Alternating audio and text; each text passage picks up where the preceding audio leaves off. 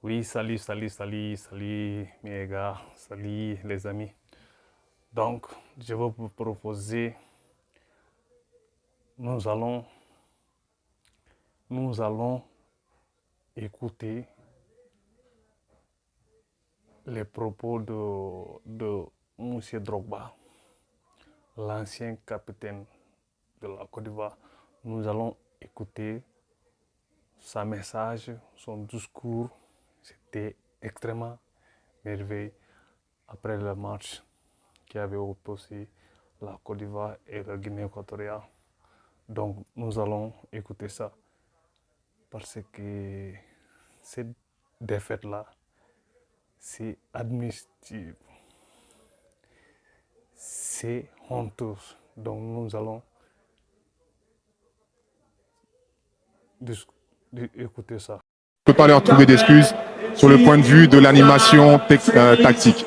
Ce sont des choses qu'ils voient en club tous les jours. Ils font face à des oppositions de style tous les jours. Donc ils ont les clés pour animer ce système de jeu.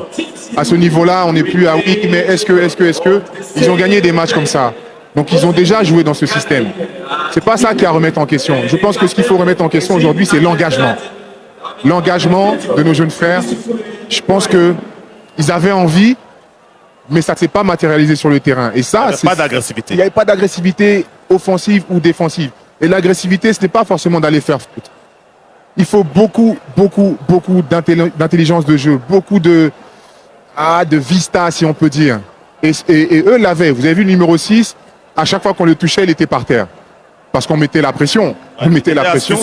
C'est ça, c'est l'expérience, c'est la vista, c'est l'expérience des Coupes d'Afrique des Nations. Ils en ont 2, 3 et nous, on a des joueurs qui sont à leur première seulement. D'autres, c'est simplement leur deuxième. À part Mas Gradel et peut-être Serge Aurier et peut-être d'autres que j'oublie, Badra.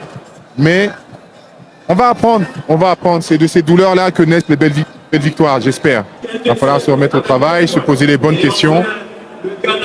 Non seulement se poser les bonnes questions, mais prendre les bonnes décisions pour le football et que du football.